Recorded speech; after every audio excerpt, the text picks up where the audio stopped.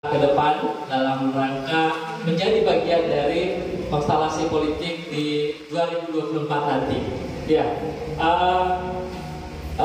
siang ini saya bersama tim Amsar Center, insya Allah bagian dari menyatakan sikap terkait dengan kesiapan kami akan menjadi calon Bupati Bunda Barat di 2024 di Kabupaten Bunda Barat, dan ini adalah awal yang baik, awal perdana membersamai teman-teman media yang ada di Sulawesi Tenggara, dan ini lumayan banyak dan biasa.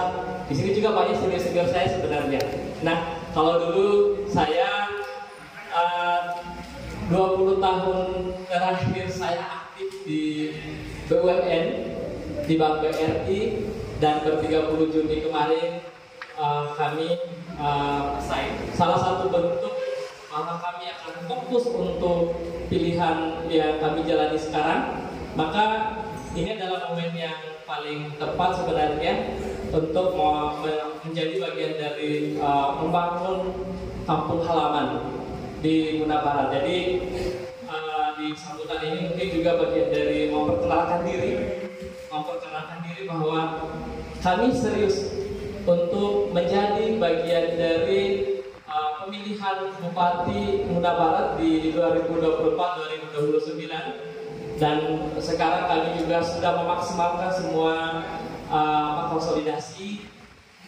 Kami sudah melakukan juga kunjungan door to door, dan ini juga adalah bagian dari apa yang telah diharapkan oleh rumpun keluarga yang ada di Bunda Barat, dan hampir semua desa-desa di Bunda Barat juga adalah bagian dari keluarga, dan telah kami sepakati bahwa sudah waktunya kita sebagai generasi muda untuk kembali ke kampung halaman, tempat kelahiran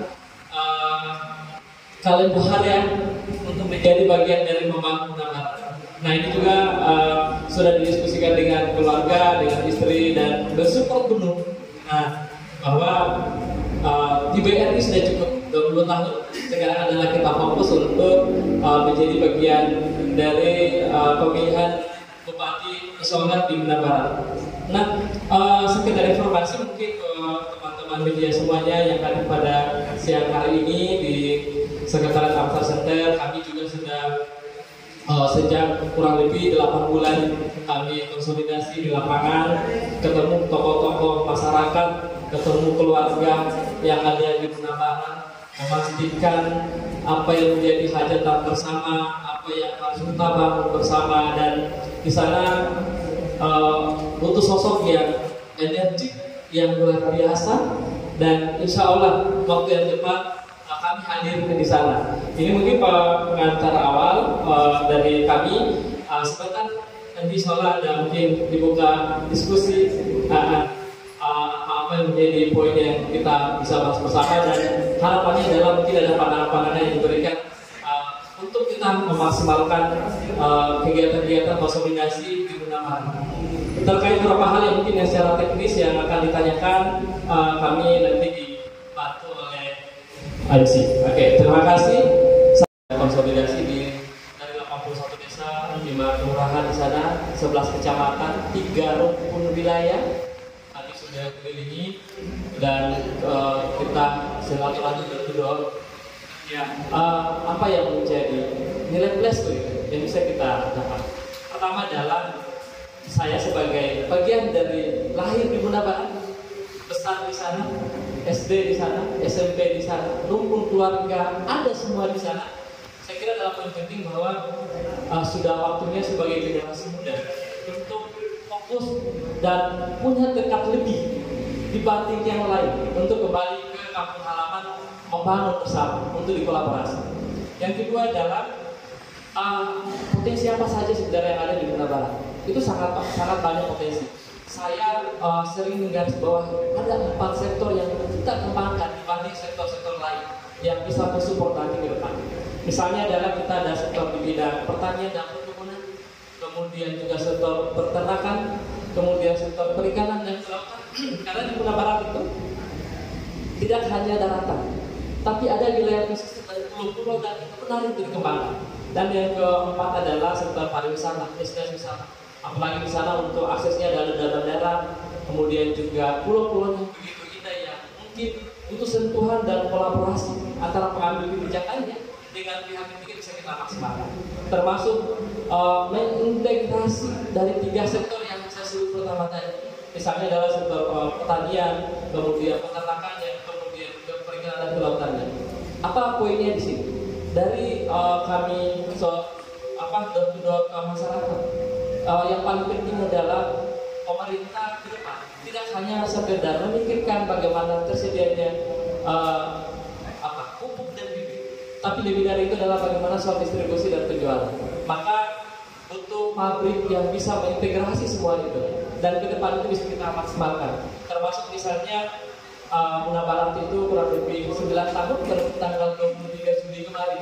Artinya saya sering mengatakan bahwa Muna Barat itu ibarat kayak anak kecil yang lagi lucu-lucunya. Iya, sekarang adalah butuh diarahkan, butuh kebijakan, butuh regulasi. Termasuk misalnya ke depan harus pemerintah daerah harus menyiapkan bagaimana misalnya pelayanan publik itu bisa satu atap. Itu penting karena ya supaya akses apapun yang diurus oleh masyarakat kita lebih mudah diakses. Kalau yang terjadi sekarang kan karena masih tahap persiapan dan itu juga menjadi tugas bersama untuk dikolaborasi untuk membangun layanan-layanan publik yang satu pintu itu.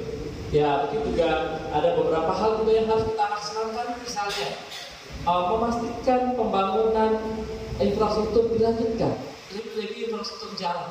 Kenapa ini hal penting? Karena ini adalah supaya akses di tempat-tempat yang produksi, yang produktif, ya mungkin dulu harus dilalui 3 jam atau 2 jam, bisa hanya setengah jam. Kemudian juga koneksitas jaringan yang mungkin masih belum merata, ya itu adalah menjadi poin penting juga yang kita bisa maksimalkan. Nah ini mungkin hasil dari kami ke lapangan konsolidasi door to door itu bahwa masyarakat mengharapkan pembangunan yang maksimal, termasuk yang hal-hal yang urgent tadi yang bisa menyentuh langsung dengan kebutuhan masyarakat. Itu mungkin ya.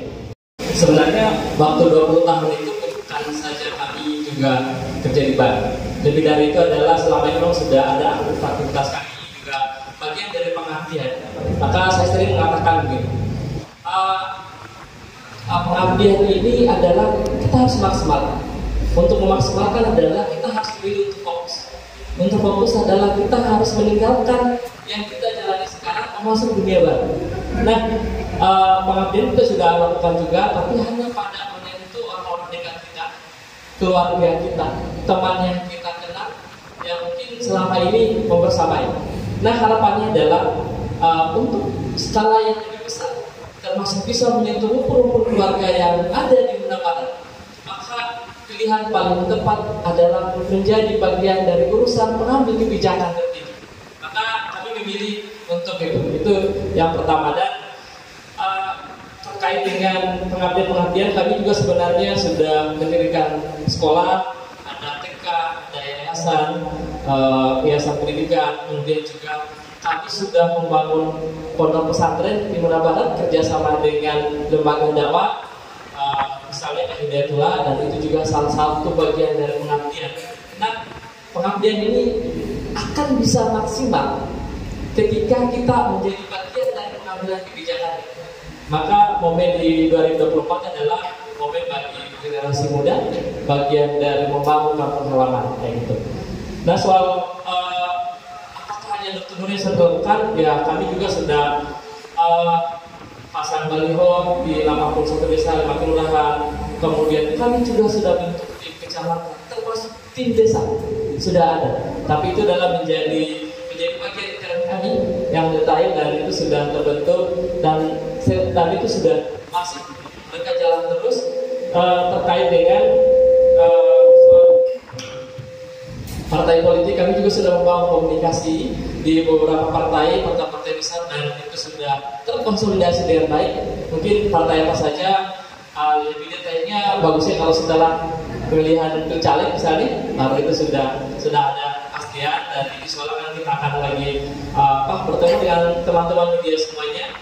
dan ini juga dimaksimalkan. Dan terkait survei, kami juga sudah ada tim yang terlibat secara langsung memastikan insya Allah ini adalah momen pertama untuk konferensi pers menyatakan atas kesiapan kami menjadi calon bupati Munawarat dari 2004 dari 2009. Insya Allah nanti setelah ada hasil survei kita bisa mempersamai lagi